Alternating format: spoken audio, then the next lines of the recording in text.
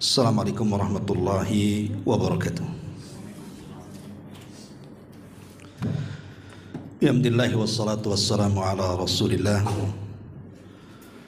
wa ala alihi wa sahbihi wa mawalah wa la hawla wa la quwata illa billahi wa ba'du. Alhamdulillah, segala puja dan puji hanya milik Allah Subhanahu wa ta'ala. Salat dan juga salam kita hadiahkan kepada Rasul kita Nabi besar Muhammad sallallahu alaihi wa ala alihi wasallam. Pembahasan di siang hari ini kita akan membahas tentang bahaya daripada al-kibru wal mutakabbiru, sombong dan kesombongan. Karena penyakit sombong ini terkadang sadar ataupun tidak,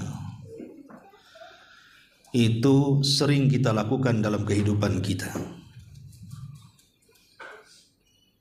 Anehnya karena tidak paham, terkadang perkara-perkara yang kita lakukan, yang kita anggap bukan kesombongan, itu pula merupakan kesombongan. Ma'asyiral muslimin wal muslimat rahimakumullah. Kita tahu bahwa saat kiamat dibangkitkan,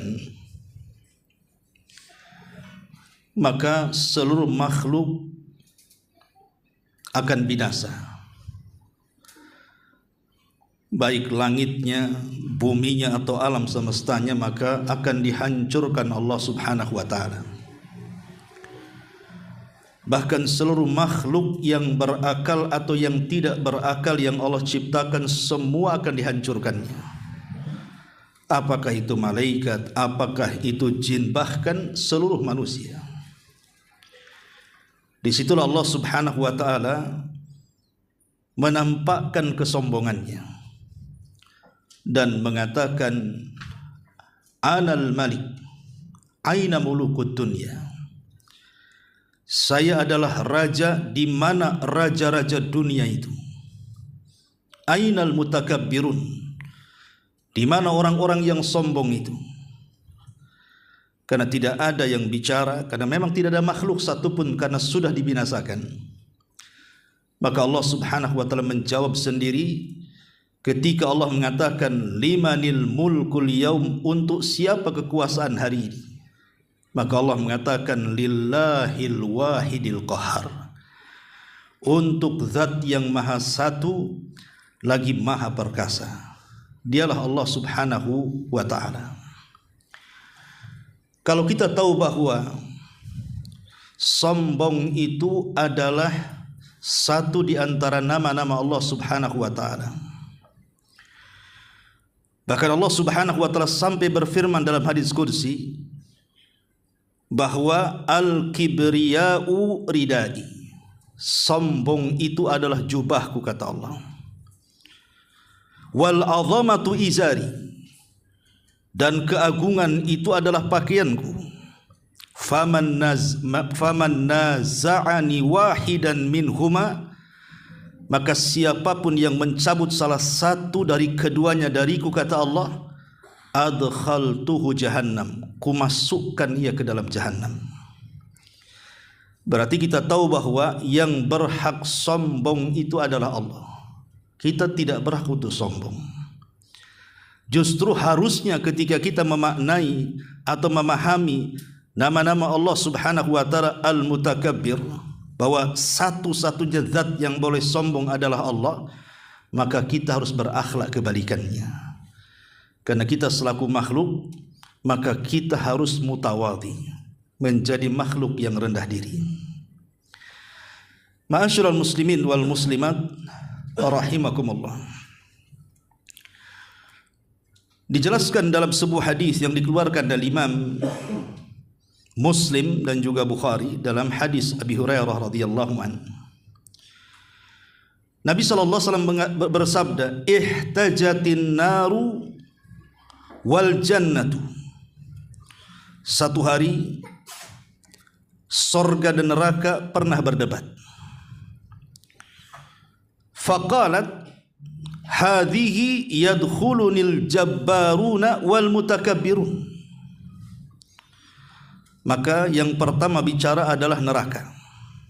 Kata neraka, aku disiapkan untuk orang-orang yang sombong lagi aku. Wa qalat, kemudian berkata sorga, hadhihi yadkhuluni ad-du'afa wal masakin. Kata sorga, akan dimasukkan ke dalamku orang-orang yang lemah dan orang-orang yang miskin.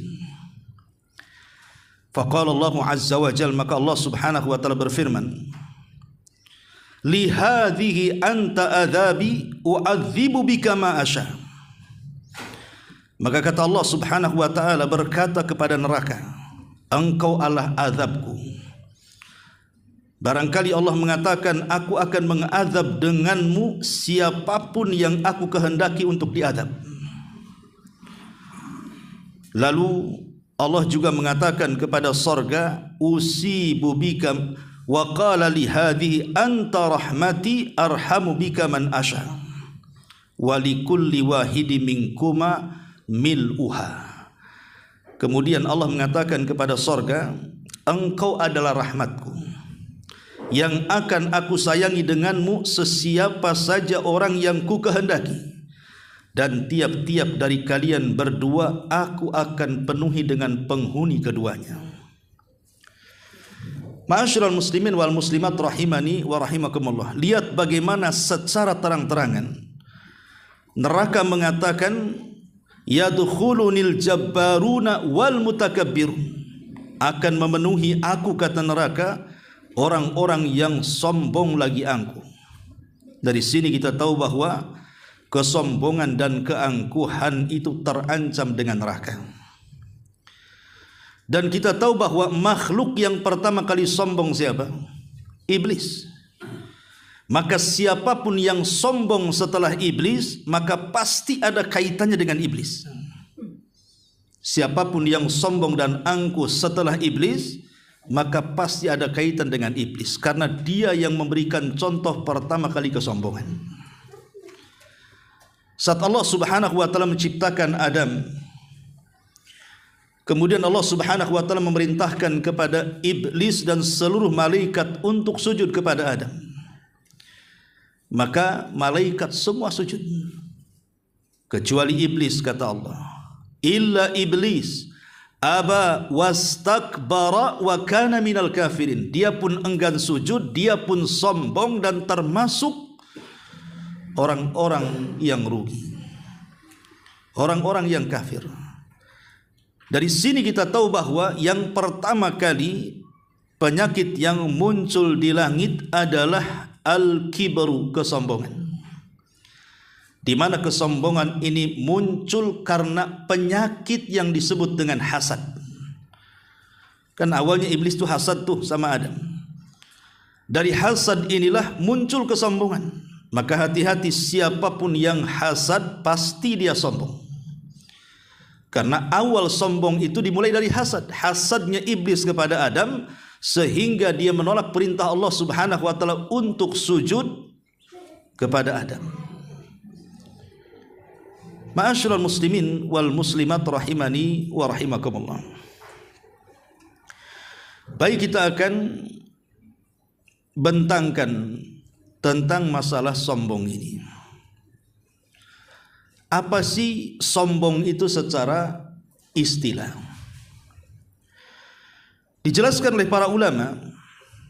Jadi sombong itu adalah isti'dhamul insani nafsahu, di mana manusia merasa dirinya lebih besar dibandingkan orang lain.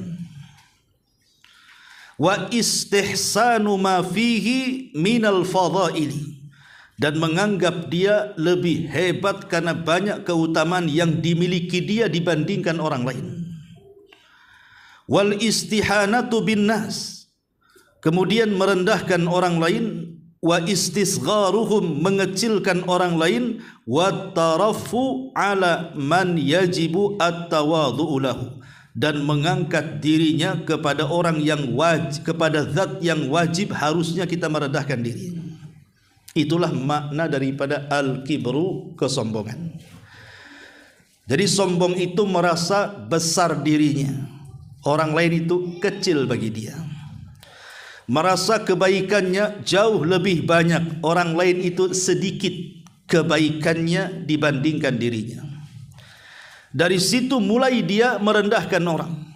Dari situ dia mulai mengecilkan orang. Akhirnya sampai kepada at-tarafu. Dia merasa tinggi di hadapan zat yang harusnya dia tawadhu, di hadapan Allah Subhanahu wa ta'ala. Itulah sombong. Ya. Makanya di zaman Nabi SAW ada seorang sahabat yang makan di hadapan Nabi. Kemudian Nabi SAW mengatakan, kul biyaminik, makan dengan tangan kanan. Dia mengatakan, mastata'tu, aku tidak bisa. Lah, belum dicoba sudah bilang tidak bisa. Harusnya dia coba dulu. Kalau memang tidak bisa makan dengan tangan kanan, barulah dengan tangan kiri. Artinya dia sudah berusaha tapi tak kunjung bisa. Tapi justru orang ini mengatakan di hadapan Rasul, mastata'tu, aku tidak bisa. Maka Nabi SAW langsung mengatakan, idzan mastata'ta abada. Kalau begitu engkau tidak sanggup mengangkat tanganmu selamanya. Sejak itu setruk kedua tangannya tidak bisa diangkat. Allah kirim azab secara kes. Kemudian Rasul mengatakan, tidaklah dia mengucapkan seperti itu melainkan karena kesombongan, hendak menentang perintah Rasulnya yang harusnya dia rendah diri di hadapan Rasulnya, malah dia menyombongkan dirinya. Itu akibat kesombongan, akhirnya mengangkat dirinya di hadapan yang harusnya dia merendahkan diri. Ya.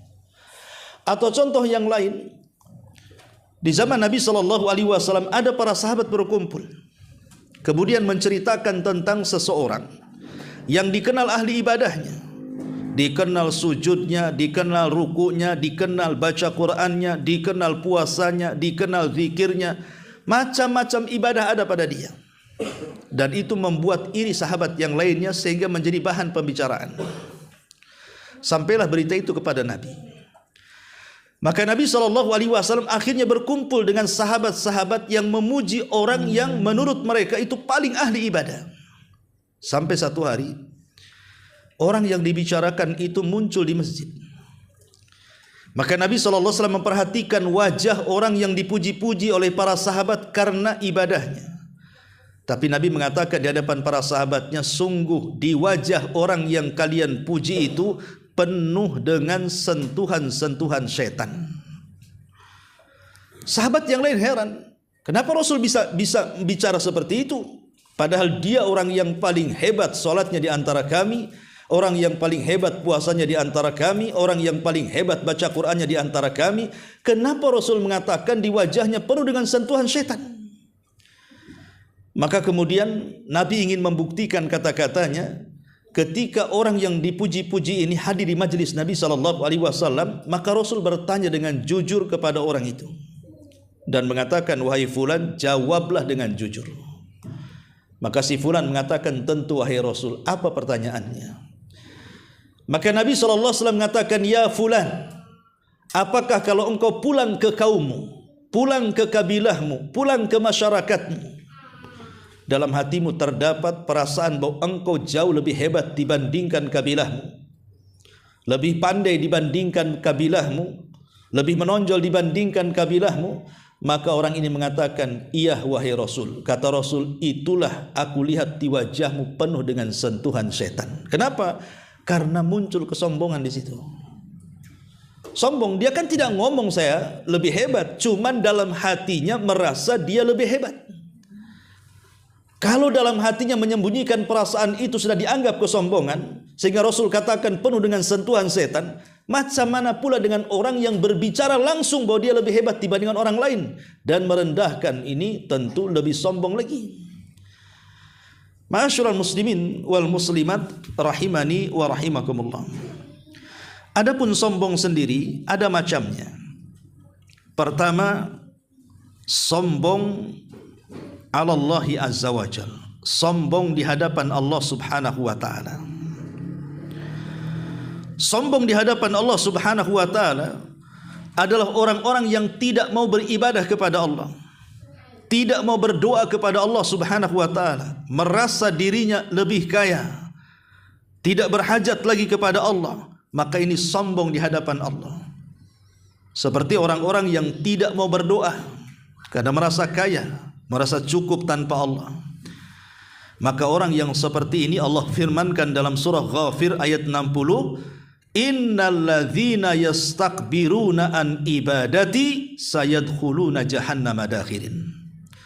Sesungguhnya orang-orang yang sombong dari ibadah kepada aku, kata Allah, maka mereka akan dimasukkan ke dalam jahannam dan Allah hinakan di dalamnya. Jadi orang yang sombong kepada Allah adalah orang yang diperintah dia tidak mau melakukan, orang yang dilarang tidak mau berhenti, orang yang diberikan kenikmatan tidak mau menikmati, dan orang yang diberitahu ini haram malah kemudian dijalani. Maka itu sombong kepada Allah Subhanahu wa taala, tidak mau tunduk dengan syariatnya. Kemudian yang kedua, sombong kepada Rasul. Sombong kepada Nabi SAW adalah adamul inqiyad, tidak mau tunduk dengan perintah larangan yang berasal dari Nabi SAW, seperti yang terjadi kepada kufar Quraisy, orang-orang kafir Quraisy itu kan. Ketika Nabi SAW datang dengan membawa syariat Allah kemudian disampaikan kepada mereka, mereka pun sombong, menolak ajaran Rasul, bahkan berani memusuhi Rasul SAW.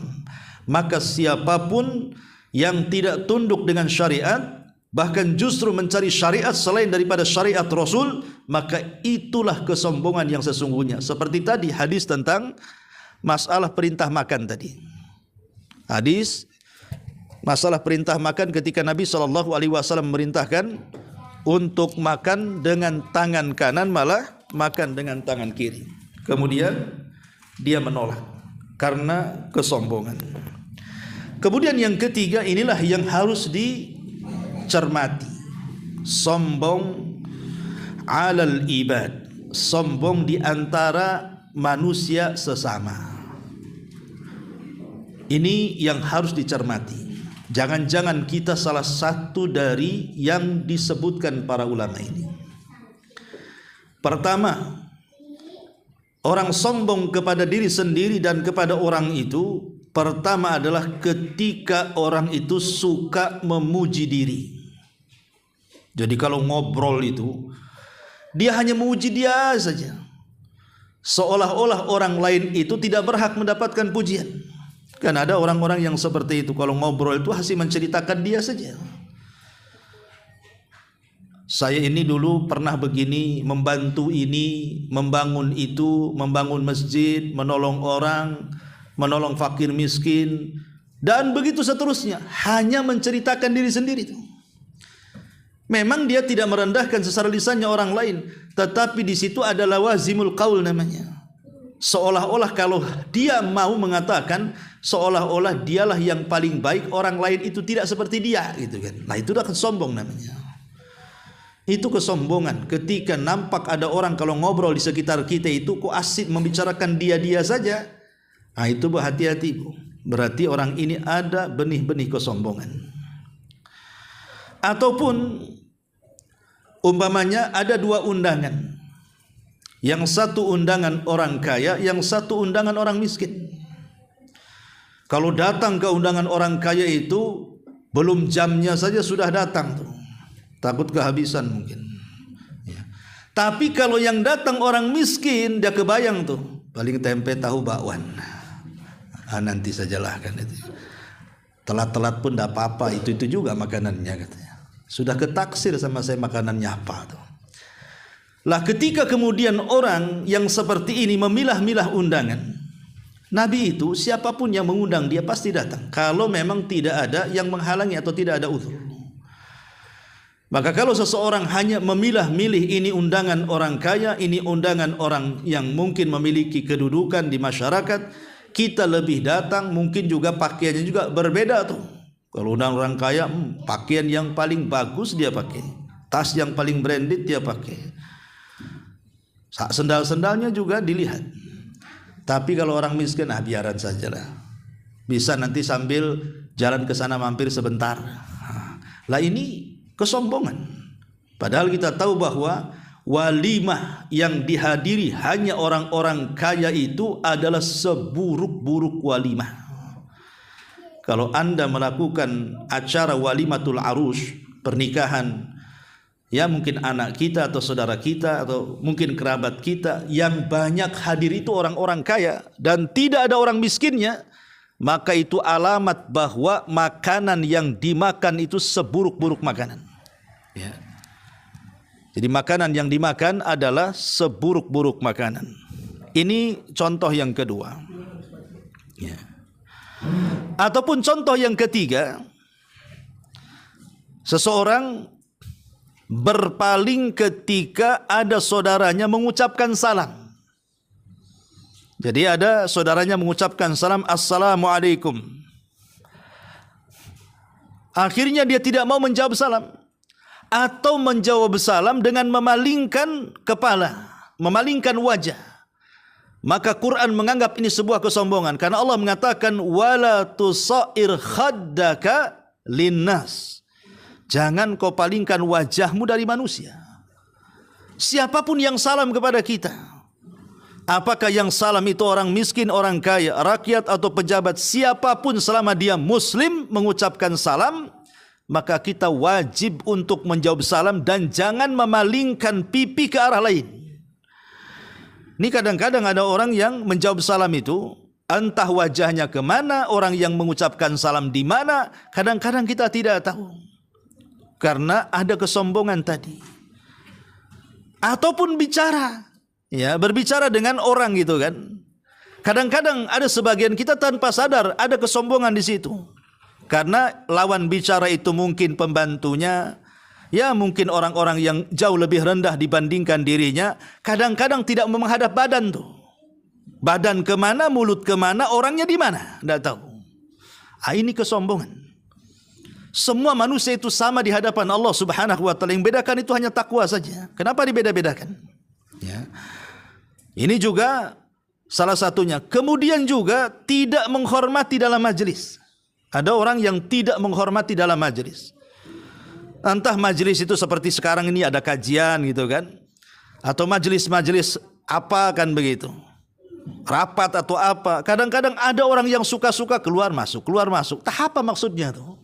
Tantar kamar mandi, tantar ambil handphone keluar, tantar apa? Pokoknya seolah-olah dia tidak menghargai orang yang sedang bicara tuh. Kan ada orang yang kayak gitu itu. Entah kenapa, kecuali kalau dia beser, suka kencing, bolak-balik kamar mandi, wajar lah kan. Ya dia memang ada penyakit, gimana pula kan begitu. Tapi ada orang-orang itu terkadang dia tidak menghargai majelis. Ya, masuk, nanti keluar, nanti ambil apa lagi, keluar lagi, masuk. Seolah-olah lisannya mengatakan, ini majelis aku paham dengan majelis ini. Paling yang dibicarakan orang itu juga. Sebelum dia bicara, aku udah paham apa yang dibicarakan dia. Nah, ini kan kesombongan. Ya. Tanpa sadar kita ini jatuh kepada kesombongan seperti ini. Ya. Ataupun ini juga termasuk kesombongan, banyak membicarakan soal nasab. Persis seperti orang-orang jahiliyah. Orang jahiliyah itu mereka sombong dengan nasab. Sampai ada seseorang mengatakan dengan kawannya, kamu tahu siapa saya? Katanya. Ini bahasa kalau sudah ngomong kamu tahu siapa saya, ini muqaddimah sudah sombong tuh. Hati-hati bu, kalau sudah ngomong kamu tahu siapa saya, ini hati-hati, kalimat ini sudah menjurus kepada kesombongan. Karena di zaman Rasul ada seorang sahabat mengatakan seperti itu. Kamu tahu siapa saya? Katanya. Kemudian dia mengatakan, saya fulan, ibn fulan, ibn fulan, ibn fulan. Disebutkan nasab kakek buyutnya. Padahal kakek buyutnya ya ada yang kafir, ada yang muslim, ada yang baik, ada yang jahat. Pokoknya disebutkan semuanya. Ya. Kemudian dia mengenyek ataupun merendahkan kawan bicaranya dan mengatakan, amma anta fala ummalaka. Adapun kamu, ku yakin kau tidak sebaik nasabku. Inilah hakikat kibar, kesombongan. Dia bangga dengan nasabnya. Ya. Makanya di zaman seorang ulama, Malik ibn Dinar rahimahullahu ta'ala, pernah menegur Muhallib ibn Sufrah. Jadi Muhallib ibn Sufrah itu gubernur Basrah, merangkap sebagai jenderal perang. Jadi saat dia hendak menggerakkan pasukannya, dia berjalan dengan membusungkan dada persis di hadapan Malik ibn Dinar, seorang alim di zaman itu. Jadi Malik ibn Dinar ini mengatakan kepada Muhallib ibn Sufrah ini, wahai fulan, janganlah berjalan seperti itu, maksudnya membusungkan dada, karena jalan seperti itu adalah jalan penduduk neraka. Ya. Tiba-tiba tidak terima nih Muhallib ibn Sufrah ini, karena dia merasa gubernur, dia juga jenderal perang. Dia langsung melirik orang yang menegurnya, Malik ibn Dinar, dan mengatakan, ala ta'rifuni, kau ngomong gitu, kau nggak tahu siapa saya? Nah, ini mulai di sini. Ya. Kau nggak tahu siapa saya ya, katanya. Ngomong kok sembarangan, katanya. Tapi Malik ibn Dinar karena dia seorang alim, dia tenang saja bicara. Dia mengatakan, bal a'rifuka haqqal ma'rifah, bahkan aku tahu siapa kamu, katanya. Aku tahu loh siapa kamu, katanya. Jadi Muhallib ibn Sufrah ini mengatakan, baik kalau engkau tahu siapa aku, kira-kira siapa aku, katanya. Ya. Dikiranya dia mengatakan, oh engkau itu gubernur, engkau itu jenderal. Dikiranya itu yang mau dibicarakan. Tapi Malik ibn Dinar mengatakan, berbeda dari apa yang dipikirkan Muhallib ibn Sufrah ini. Dia mengatakan, bahkan aku tahu siapa dirimu daripada dirimu sendiri, katanya. Kemudian Malik ibn Dinar mengatakan, engkau ini manusia yang keluar 2 kali dari 2 jalur yang najis. Langsung begitu dia. Kamu itu manusia yang keluar 2 kali dari jalur dan tempat najis. Pertama dari sperma bapakmu, ya, masuk ke kemaluan ibumu, keluar dari tempat najis. Kemudian saat engkau lahir, engkau keluar juga dari kemaluan ibumu, dari tempat najis juga. Artinya engkau manusia yang keluar dari 2 lubang tempat najis, katanya. Dan sekarang perutmu itu penuh dengan najis tuh. Perut kita ini kan penuh dengan najis.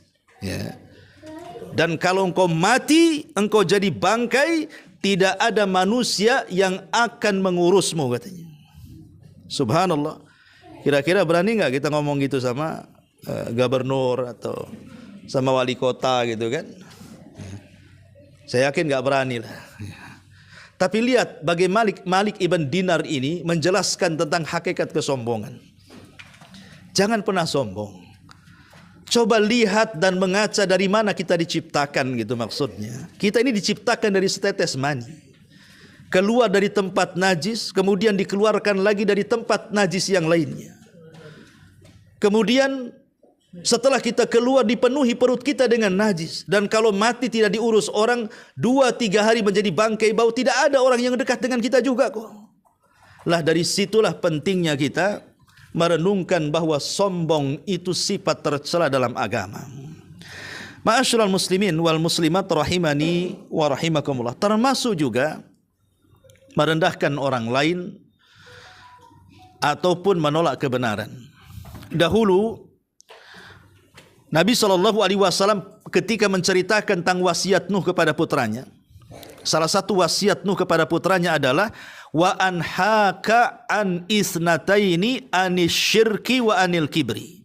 Kularang kepadamu hai putraku, kata Nuh, jangan jatuh kepada kesyirikan dan jangan jatuh kepada kesombongan. Sahabat ketika mendengar wasiat Nuh yang dibacakan Rasul, bahwa Nuh melarang kepada putranya jangan syirik dan jangan sombong, sahabat mengatakan, ya Rasulullah, amma syirku fa'alimna, adapun kesyirikan kami sudah tahu. Wamal kibru, lalu apa itu sombong? Apakah Rasul kalau seandainya nih saya punya sandal yang cantik, yang bagus, yang bermerek, kemudian saya pakai, itu bagian daripada kesombongan? Kata Rasul, la, tidak, karena sombong itu bukan di sandal. Ya. Apakah kalau seandainya saya membeli baju yang sangat mahal, yang sangat bagus, yang sangat indah saya pakai, itu bagian daripada kesombongan? Kata Rasulullah, bukan, karena sombong tidak ada di pakaian. Kemudian orang ini mengatakan, ya Rasul, kalau bagaimana kalau saya membeli kendaraan yang mewah, harganya mahal, yang indah, kemudian saya pakai, apakah itu bagian daripada kesombongan? La, bukan, karena sombong itu bukan di kendaraan.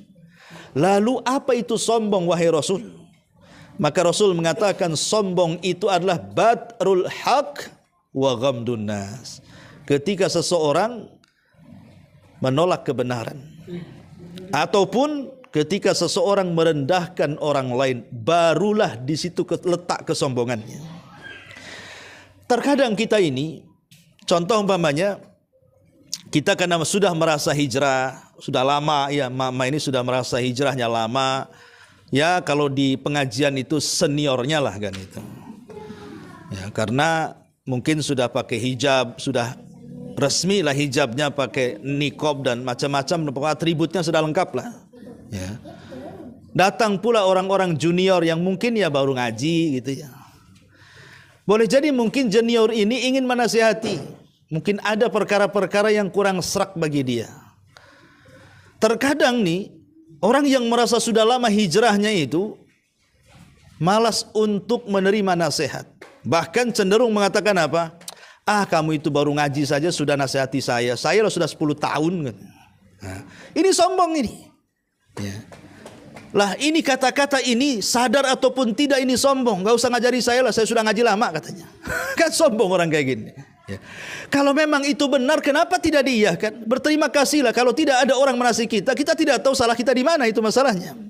Tapi ada orang yang sombong kayak gitu, merasa senioritas tadi itu. Merasa yang nasihatinya ya junior baru ngaji. Ah, siapa kamu? Anak kemarin sore aja udah ngomong katanya.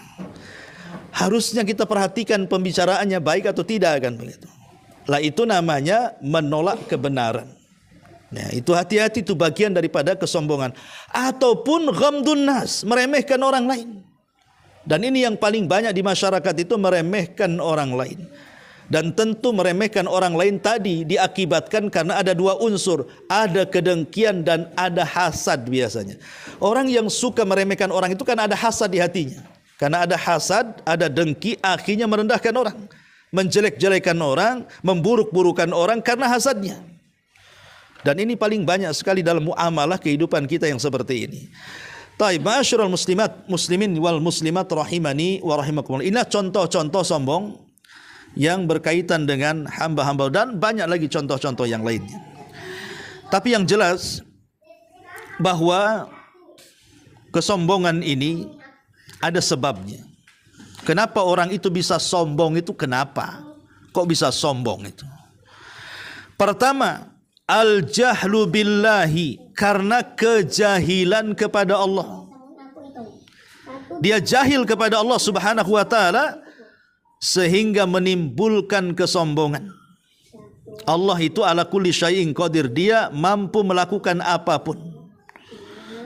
Dia jahil dengan Allah, jahil dengan ukubah, dengan ancaman-ancaman Allah, dengan azab-azab Allah yang akan ditimpakan kepada orang yang sombong.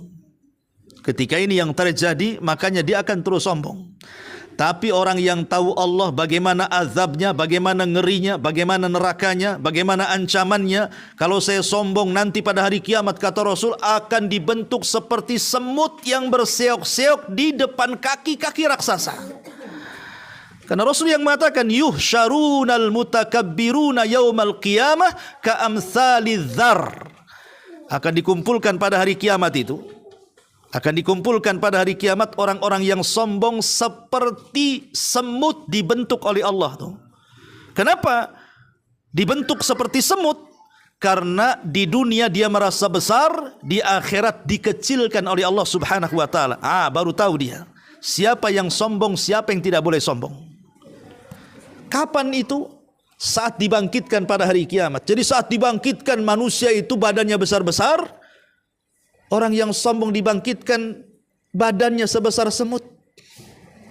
Coba bayangkan, ketika kemudian ada suara supaya berkumpul di satu tempat yang disebut dengan padang mahsyar, orang-orang yang sombong ini yang diciptakan oleh Allah seperti semut maka dia akan kesusahan menuju panggilan itu. Kenapa? Karena membutuhkan waktu lama.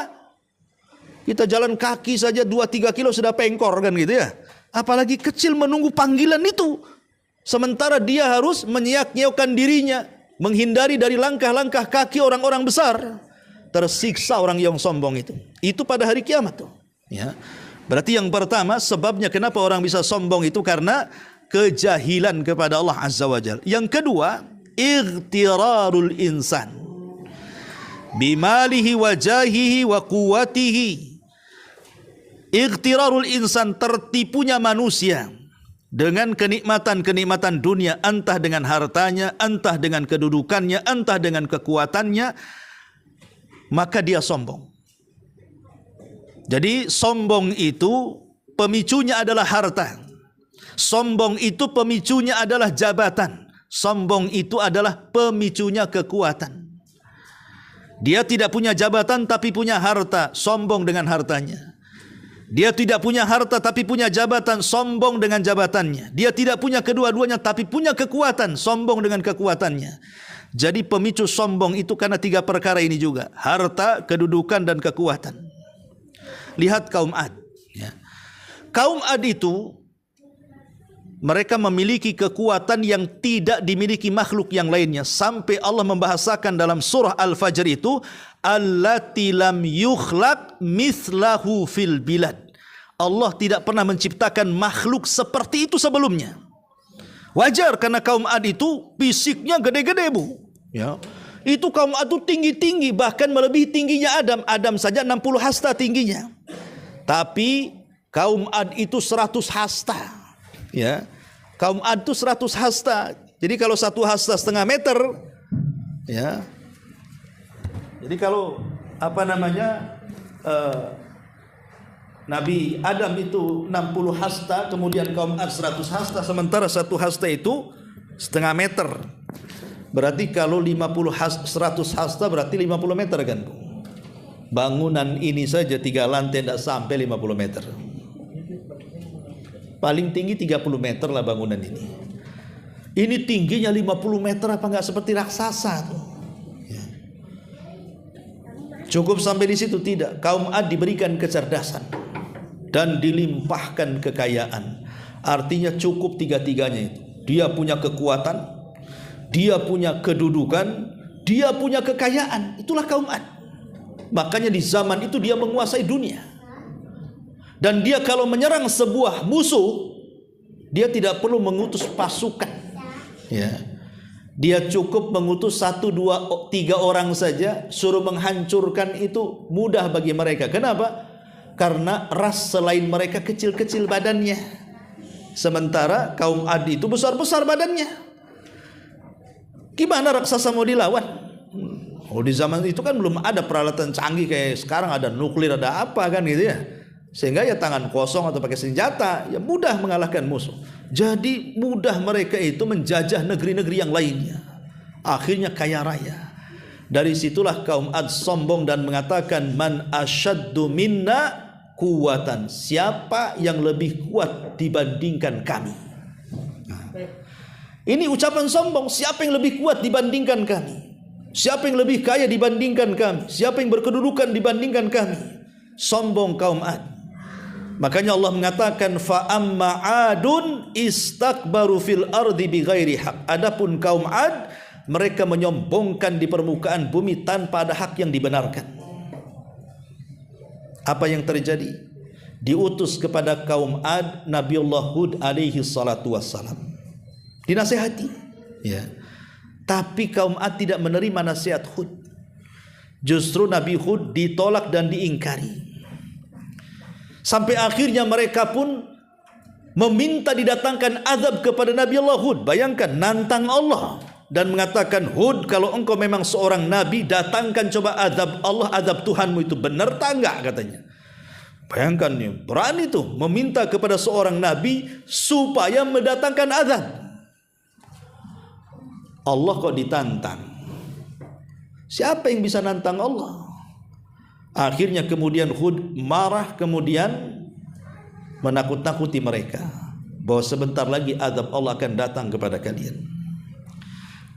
Akhirnya kemudian Hud pun keluar sebelum datang azab itu dari negerinya Ad menuju Makkah Al-Mukarramah. Karena posisi Ad itu ada di kota Iram. Dan Iram itu letaknya di antara Oman dan Hadral Maut. Keluar dari kota Iram, makanya Allah mengatakan Irama Dzatil Imad. Negeri Iram yang penuh dengan bangunan-bangunan yang sangat besar dan tinggi dan menjulang. Karena di antara kehususan kaum Ad itu dia bisa memahat bukit batu bisa menjadi istana. Saking kuatnya. Bukan untuk ditempati, tidak. Itu hanya sekedar main-main saja. Mereka membuat bangunan-bangunan besar itu. Tidak ditempati. Paling sekali-kali saja rumah singgah gitu. Tapi kecerdasan mereka terlihat dari seni mereka yang sangat tinggi itu. Dilihat ketika peninggalan kaum Tsamud. Jadi akhirnya Nabi Hud keluar dari negeri Iram menuju Mekah dengan orang-orang yang sedikit dari orang-orang yang beriman, karena akan turun azab kepada mereka. Akhirnya turunlah betul-betul azab selama 3 tahun, terjadi pacaklik hebat. Tidak turun hujan sementara kehidupan mereka dihidupi lebih banyak dengan dunia pertanian dan perladangan. Kalau tidak ada air kan masalah tuh. Ya. Akhirnya semua menjadi kering, binatang banyak mati, mulai manusia kelaparan dan satu persatu meninggal dunia. Akhirnya kemudian mereka pun mengutus beberapa orang untuk datang ke Mekah. Karena di Mekah itu ada berhala yang paling tinggi posisinya. Jadi mereka itu punya berhala yang bertingkat-tingkat begitu ya. Lah yang paling sakti itu berhala yang ada di Mekah katanya. Berangkatlah orang-orang ini ke Mekah menemui berhalanya. Ketika sampai di Mekah mereka pun datang ke berhalanya dan meminta agar berhala mereka menurunkan hujan. Akhirnya Allah Subhanahu wa taala membuat suara dari langit bahwa permintaan mereka diterima. Inilah istidraj namanya. Bahwa mereka suruh pulang sebentar lagi akan dikirim awan. Sebelumnya suara itu menawarkan, kira-kira kalau aku kirim awan kepada kalian warnanya yang mana? Yang putih, yang merah, atau yang gelap gulita? Mereka mengatakan, ya tentu yang gelap itu yang banyak airnya. Kirimkan saja awan yang gelap katanya. Pulang tuh kaum Ad ke kaumnya, ke Iram. Selang beberapa hari dari kedatangan mereka dari Mekah meminta hujan kepada berhalanya, tiba-tiba datang dari kejauhan awan yang sangat hitam, kemudian memenuhi negeri Iram. Ya. Maka mereka mengira bahwa doa mereka mustajab. Mereka keluar semua, tidak tersisa mau anak kecil, orang remaja, orang dewasa, orang tua, laki-laki, perempuan, yang hamil, yang tidak, semua keluar. Karena selama ini mereka sudah tidak tahan dengan azab Allah berupa pacaklik ini. Mereka ingin merasakan hujan yang deras yang akan mereka nikmati. Mereka tidak paham di balik awan hitam itu persiapan azab Allah untuk menyapu mereka. Ketika awan itu betul-betul sudah di kepala mereka, disitulah Allah datangkan badainya. Jadi kaum Ad itu dihempas oleh badai. Datang badai. Ya. Zaman itu kan belum ada namanya. Kalau sekarang kan banyak tuh nama-namanya. Ada badai Katrina, ada badai Santa Ana. Aneh juga saya itu. Kenapa nama badai itu rata-rata nama perempuan? Kalau laki-laki nggak ada. Oh, setelah saya pikir-pikir, ya karena yang suka angin-angin itu perempuan biasanya. Suka angin-anginan kan. Ya Pak ya. Tantar marah, tantar senyum, itu angin-anginan tuh. Jadi akhirnya kemudian datang badai itu luar biasa, menyapu semuanya. Mengangkat rumah, mengangkat pohon, mengangkat manusia, diangkatnya semua oleh badai itu. Kemudian diangkat ke langit. Sehingga tidak ada manusia dan bangunan dan pohon kecuali diangkat ke langit. Berapa hari? 7 malam 8 hari. Sab'ata layalin wa thamaniyata ayyamin husuma. 7 malam 8 hari. 7 malam 8 hari. Dia ada di langit ngapung, diputar-putar badai. Ya secara otomatis pasti matilah kan di atas tuh. Seminggu tak makan, cuman akan hidup, belum lagi diputar-putar Apa enggak pening kepalanya, ditabrak-tabrakan, mati semua di langit. Kemudian setelah hari ke-8, maka Allah Subhanahu wa taala tumpahkan bangkai-bangkai yang ada di langit itu, sehingga Allah katakan ka'ajazin nakhlin khawiyah. Mereka seperti tunggul-tunggul kurma yang dilempar ke dalam bumi, menancap di bumi-bumi itu, mati semuanya. Subhanallah, kalau kita kiaskan dengan badai Santa Ana yang terjadi di California, yang sekarang-kadang ini lagi trending topik di medsos. Bagaimana datang badai Santa Ana yang katanya pengaruhnya membuat kering bumi, kering pohon, sesuatu yang basah kering sehingga mudah terbakar. Kita lihat kehancuran California, Los Angeles sana ya. Kota yang sangat luar biasa indahnya. Boleh dikata surganya dunia bagi warga Amerika sana.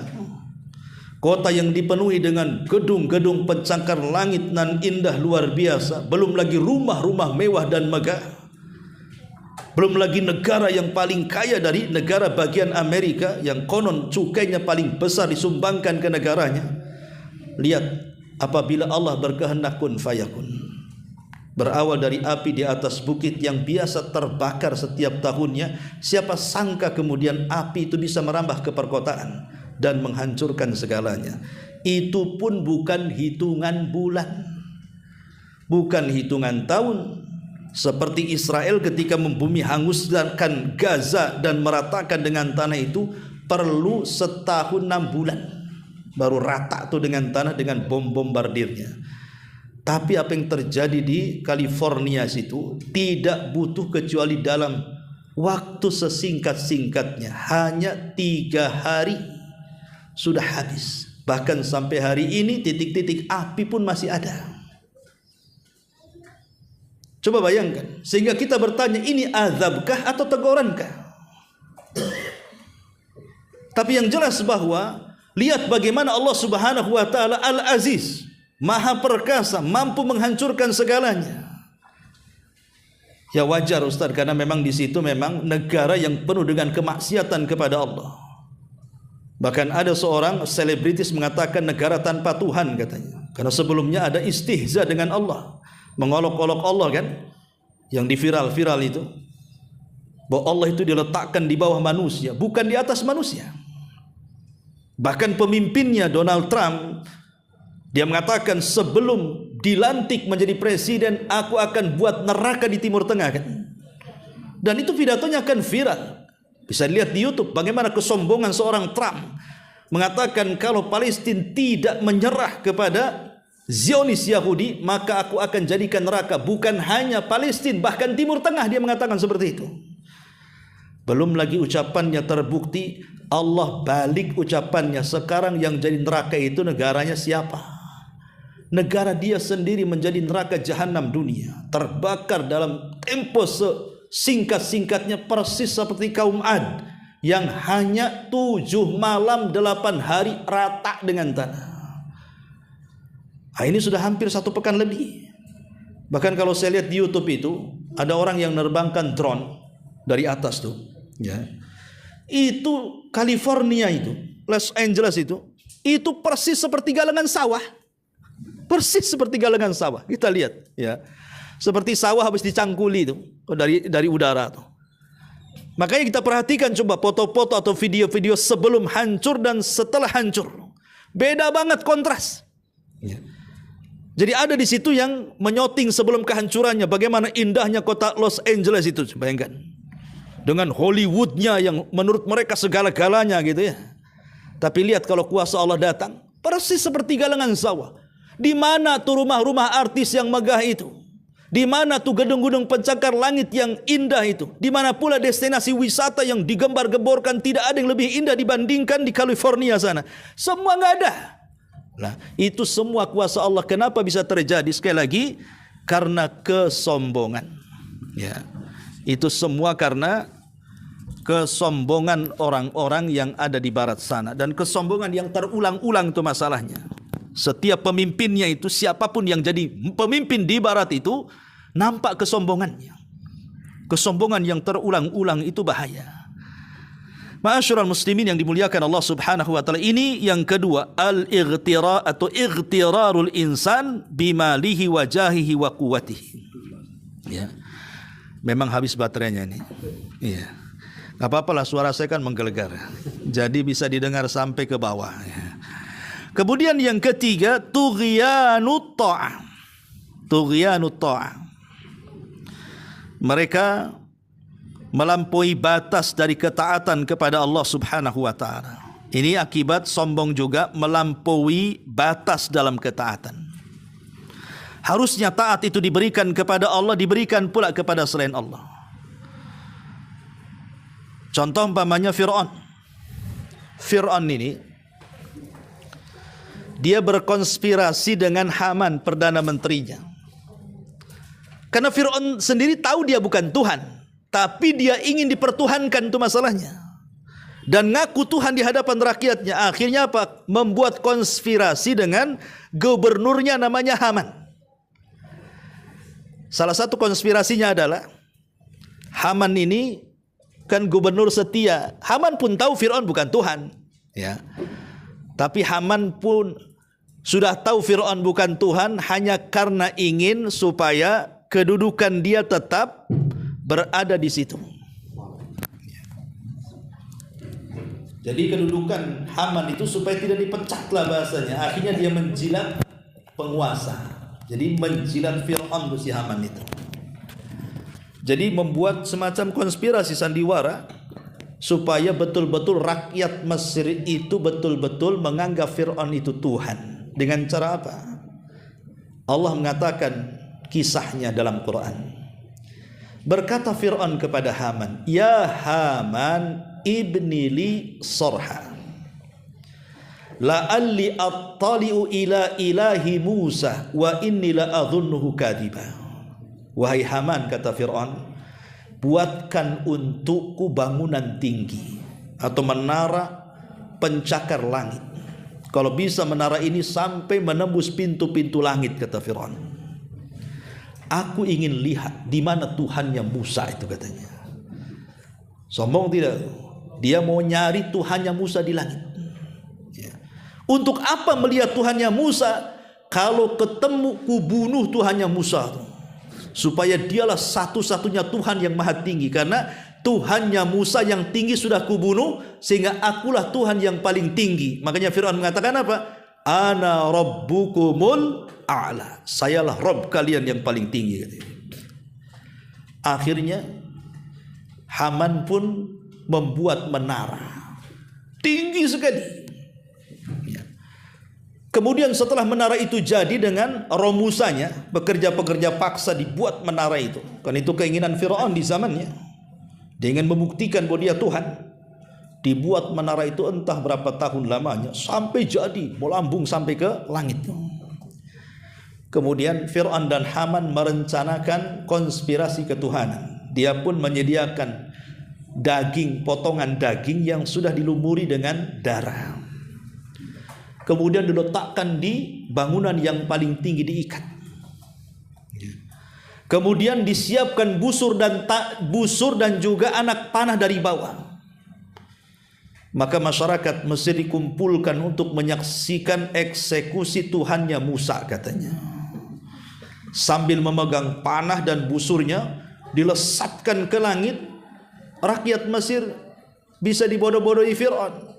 Padahal sudah direncanakan bahwa panah itu akan melesat kemudian menancap di potongan daging yang ada di atas yang sudah digantung oleh Haman itu, kemudian dijatuhkan. Seolah-olah Fir'aun berhasil memanah anggota badan Tuhannya Musa. Maka daging itu kemudian dijatuhkan persis di hadapan masyarakat Mesir dengan penuh dengan darah. Lihat, kata Fir'aun, aku sudah membunuh Tuhannya Musa. Rakyat Mesir dibego-begoin sama Fir'aun. Ya, bayangkan. Dari situlah dia mengatakan, malakum min ilahin ghairi. Aku tidak tahu ada Tuhan selainku, kata Fir'aun. Ana rabbukumul a'la. Sekarang saya Rob kalian yang paling tinggi. Tuhan Musa sudah kubunuh, katanya. Itulah sebabnya Fir'aun mengatakan ana rabbukumul a'la dalam surah Al-A'la itu. Saya Rabb kalian yang paling tinggi. Congkak dia. Karena dia sudah membuat konspirasi, menyesatkan orang banyak orang Mesir. Akhirnya sebagian orang Mesir percaya dan mengatakan Fir'aun itu Tuhan. Datanglah kemurkaan Allah Subhanahu wa ta'ala. Berbagai macam kutukan demi kutukan datang. Disebarnya kutu di mana-mana. Sampai Fir'aun pun penuh dengan kutu rambutnya. Sibuk dia menghilangkan kutu di rambutnya. Itulah satu-satunya Tuhan yang berkutu, Fir'aun. Ya. Tuhan kok ada kutunya, ini gimana ceritanya? Sampai sibuk dia bersihkan kutu di kepalanya, karena kutu di mana-mana. Kalau memang dia Tuhan, dia tidak harusnya dia membersihkan kutu itu, tapi tidak bisa menghilangkan kutu ada di mana-mana. Apabila dia singkap selimutnya, kodok pula di mana-mana. Bukan cebong, kalau cebong anaknya. Ini kodok. Ya. Kodok di mana-mana. Apabila dia mau minum di sungai, tiba-tiba sungainya jadi darah. Kemudian apabila dia melihat ke halaman penuh dengan belalang, subhanallah, kutukan Allah turun. Kalau memang Fir'aun Tuhan, harusnya dia bisa menghilangkan itu. Malah kemudian datang kepada Nabi Musa dan mengatakan, ya Musa, berdoalah kepada Tuhanmu. Lah katanya sudah dibunuh Tuhannya Musa. Kenapa sekarang minta supaya Musa berdoa kepada Tuhannya agar dihilangkan? Akhirnya betul-betul dihilangkan. Gak percaya juga, masih juga ngaku Tuhan. Dasar Fir'aun. Ya. Akhirnya kemudian Nabi Musa pun melihat Bani Israel kayaknya tidak bisa lama di Mesir. Harus dibawa ke tempat lain supaya tidak terpengaruh dengan ajaran Fir'aun dan juga masyarakat Mesir. Hijrahlah Musa dengan Bani Israel. Dikejar sama si Fir'aun dan bala tentaranya. Ketika sampai di lautan, bingung ti Bani Israel ini. Ini jalan buntu ini. Balik tak bisa karena tentara Fir'aun sudah ada di belakang mereka. Mereka mengatakan, wa inna lamudrakun, wahai Musa, mereka sudah melihat kita, bagaimana kita ini nasibnya. Tapi Musa ingin menyadarkan Bani Israel bahwa Tuhan kita ini jauh lebih kuat dibandingkan dibandingkan Fir'aun dan bala tentaranya. Sehingga Musa mengatakan, inna ma'iya rabbi sayahdin. Tenang, jangan khawatir. Kebersamaan kita dengan Allah, Zat yang maha kuat dan kokoh itu pasti akan menunjukkan jalannya.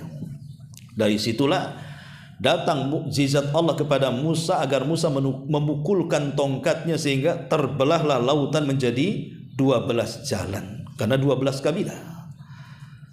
Maka Musa mengatakan, melintaslah kalian segera. Akhirnya semua Bani Israel melintas lautan itu. Ketika mereka sudah sampai di penghujung lautan, rupanya Fir'aun mengejar. Dan ketika sampai di tengah-tengah lautan, sementara Bani Israel dan Musa sudah di pinggir lautan, disitulah Allah perintahkan lautan untuk menenggelamkan Fir'aun. Akhirnya Fir'aun pun tenggelam. Lihat bagaimana Tuhan bisa tenggelam. Itulah Fir'aun. Ketika kemudian hampir tenggelam dan hampir mati, Fir'aun ini sempat mengatakan la ilaha illallah. Dia sempat mengucapkan kalimat la ilaha illallah dan mengatakan amantu bima amanat bihi banu Israel. Aku beriman dengan apa yang diimani Bani Israel. Wa ana minal muslimin, dan aku menjadi berserah diri mengikuti ajaran Musa, katanya. Tapi buat apa si Fir'aun tobat? Nyawa sudah ditenggorokan, tidak mungkin dibalikkan lagi ke dalam badannya. Sehingga Rasul mengatakan innallaha yaqbalu taubata abdin ma lam yughargir. Allah itu menerima tobatnya hamba kalau nyawa belum ditenggorokan. Kalau sudah ditenggorokan, percuma mau teriak-teriak tobat pun gak akan diterima. Maka ketika Fir'aun terus mengatakan amantu, aku beriman, jengkel Jibril. Datang dia, masuk ke dalam lautan, diambilnya tanah lautan, disumpalkan di mulutnya. Kata Nabi SAW, kenapa Jibril melakukan seperti itu? Makhafatan an yudrikahul maut, makhafatan an yudrikahur rahmah. Karena Jibril takut kalau seandainya orang sekejam Fir'aun ini mendapatkan rahmat Allah, makanya disumpal supaya dia diam. Akhirnya dia mati kena azab. Lihat, orang yang mengatakan ana rabbukumul a'la dengan sombongnya, Bahkan dia mengatakan bahwa seluruh kerajaan Mesir itu milikku. Bahkan seluruh sungai-sungai, pantai-pantai dan lautnya berada di telapak kakiku. Ketika dia sombong dengan air, Allah tenggelamkan juga dengan air. Maka terkadang azab itu sesuai dengan ucapannya. Dia sombong dengan air, lautan itu milikku, ini semua milikku. Akhirnya Allah tenggelamkan. Betul milikmu, masuk kau ke situ. Ma'asyiral muslimin wal muslimat rahimani wa rahimakumullah. Ini karena tughyan. Dia tughyan, melampaui batas. Atau contoh yang kedua, lebih daripada itu, siapa? Raja yang dikenal dalam Al-Quran, Namrud. Itu Namrud lebih hebat lagi. Ya, Namrud itu lebih hebat lagi. Ini baterainya ada nih, tapi mungkin itunya mungkin. Boleh. Jadi Namrud ini bukan seperti Firaun, Bu. Kalau Namrud itu kekuasaannya jauh lebih besar, lebih luas lagi. Karena kalau Firaun kan hanya setakat Mesir aja. Tapi daerah-daerah yang lain tidak dikuasai Firaun. Ya. Tapi kalau Namrud ini kekuasaannya mencakup 7 iklim dunia. Hampir sebagian besar dunia itu dikuasai Namrud. Makanya para ulama mengatakan ada 4 raja yang pernah menguasai dunia, 2 mukmin, 2 kafir. Adapun yang mukmin Sulaiman dan Zulkarnain, adapun yang kafir Namrud dan Bukhtun Nasr, sama-sama kerajaan Babil. Jadi mereka raja Babylon yang ada di Irak, ya. Jadi dua-duanya penguasa dunia itu, mau si Bukhtun Nasr yang pernah membakar Palestina dan menangkap orang-orang Yahudi di zamannya, ataupun Namrud di masa kekuasaan Nabi Ibrahim alaihi salatu wassalam.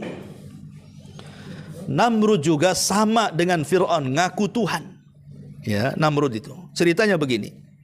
Jadi ketika Nabi Ibrahim alaihi salatu wassalam dibakar oleh salah satu raja kecil bawahan Namrud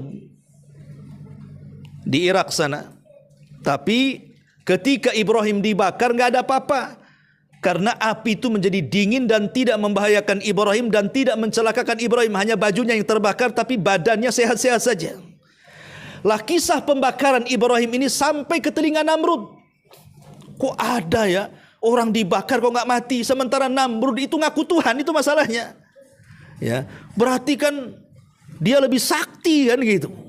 Namrud aja dibakar bisa mati, ini ada orang dibakar tak mati-mati kan begitu. Penasaran tuh si Namrud. Akhirnya pengen ngundang orang yang dibakar nggak mempan itu. Maka dipanggillah Ibrahim ke istananya. Kemudian ditanya, bagaimana kau dibakar tidak bisa mempan api itu wahai Ibrahim, kata Namrud. Karena kata Ibrahim, yang menjadikan aku tidak dibakar adalah Allah yang telah menghidupkanku dan yang akan mematikanku. Ketika dia mendengar kalimat itu, kalau itu kemampuan Tuhanmu, aku pun bisa. Ana uhyi wa umit, aku pun bisa menghidupkan dan bisa mematikan, katanya. Kata Ibrahim, bagaimana caranya wahai Namrud? Akhirnya Namrud pun mengatakan, kemarikan datang 2 orang dari penjara. Didatangkan 2 orang dari penjara, yang satu dibantai mati, yang satu dilepaskan. Kata Namrud, lihat aku bisa menghidupkan dan mematikan, katanya. Tuh aku matikan tuh yang satu, ini yang satu ku bebaskan, ku hidupkan, katanya. Ibrahim tahu bukan itu maksudnya. Kalau itu semua orang juga bisa kan gitu ya. Tapi Ibrahim tidak mau melanjutkan, karena ini urusan darah masalahnya. Maka Ibrahim mengganti topik pertanyaannya dan mengatakan, wahai Namrud, Tuhanku, kata Ibrahim, dia bisa mendatangkan matahari dari arah timur. Sekarang kau datangkan dari arah barat. Fa'ti biha minal maghrib. Datangkan dari arah barat. Ya itu sudah nggak bisa lah, bukan kuasaan si Namrud. Maka Namrud mengatakan, fabuhital ladzi kafar, dia pun terdiam, tidak bisa berkata-kata. Ya. Maka setelah Ibrahim pergi, dia terpikir dengan Ibrahim, siapa si Tuhan Ibrahim ini? Kenapa dia memberikan kesaktian? Kalau Ibrahimnya aja sesakti begitu, berarti Tuhannya lebih sakti lah kan begitu. Sementara dia ngaku Tuhan, si Namrud ini. Akhirnya kasusnya sama dengan Fir'aun.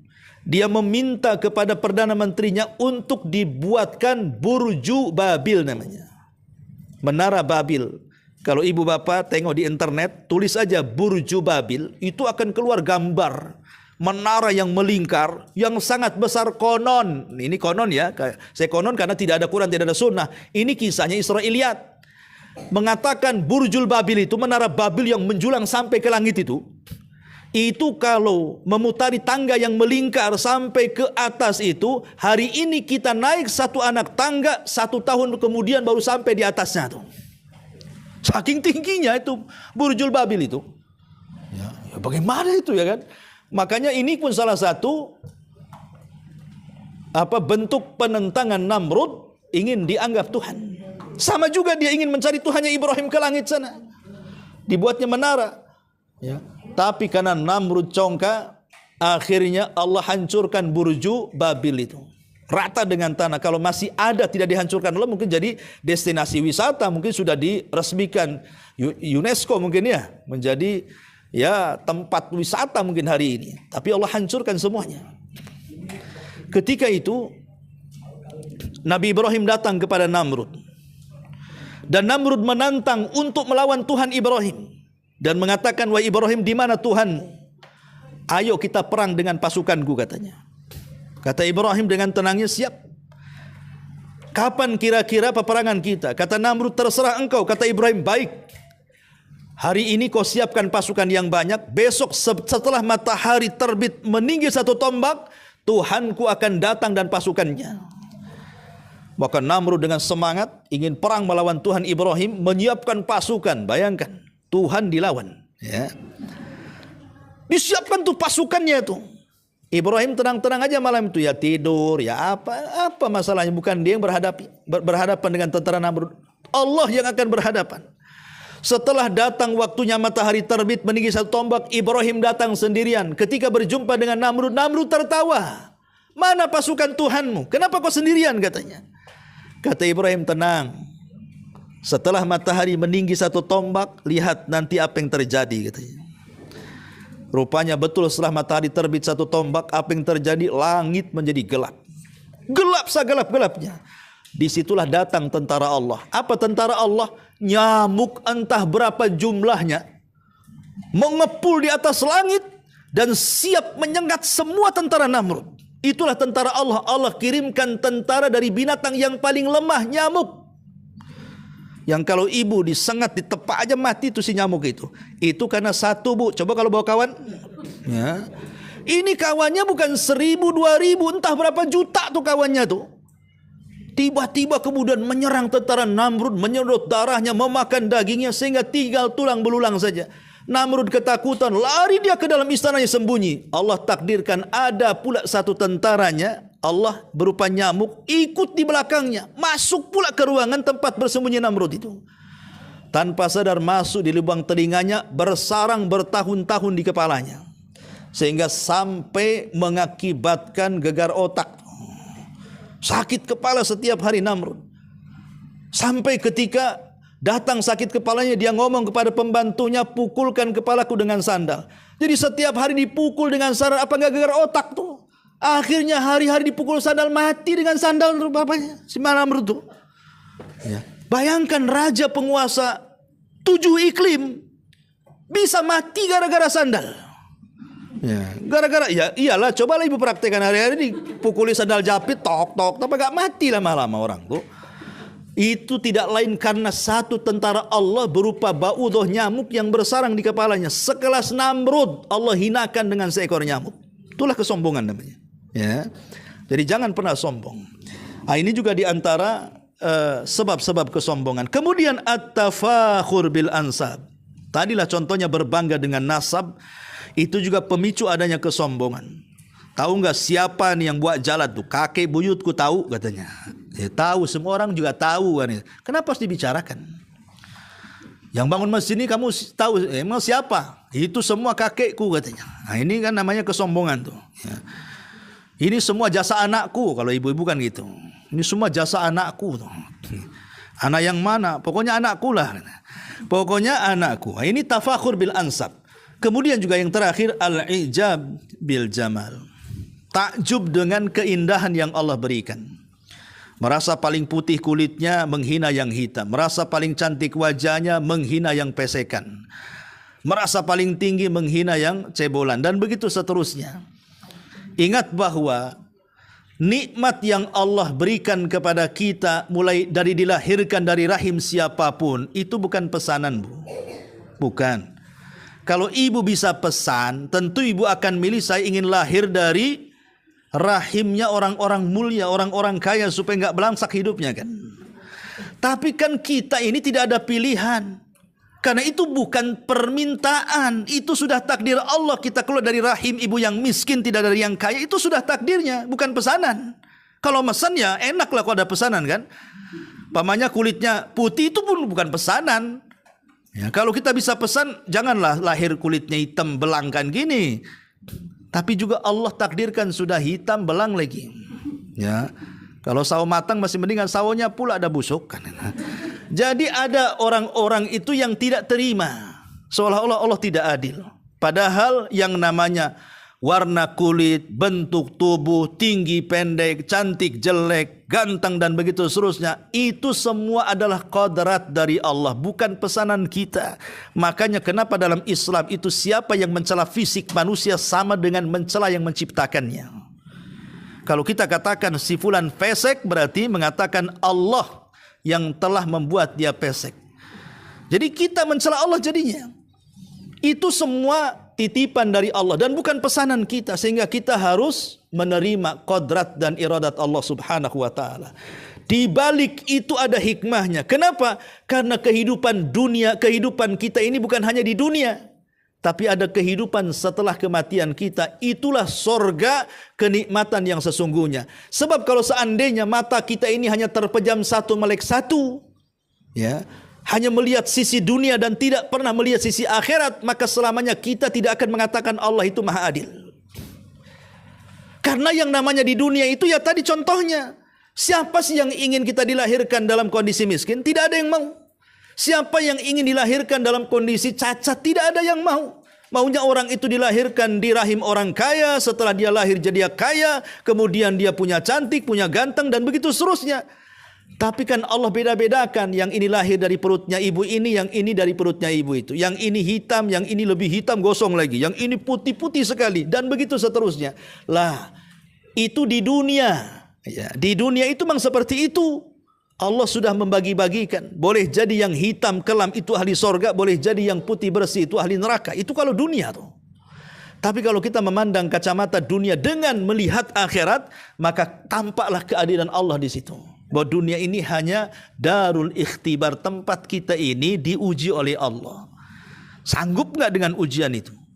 Ya, makanya supaya kita tidak sombong, jangan pernah al-i'jab bil jamal. Jangan ta'jub, merasa bangga dengan jamal, keindahan yang Allah berikan kepada kita. Tapi syukuri.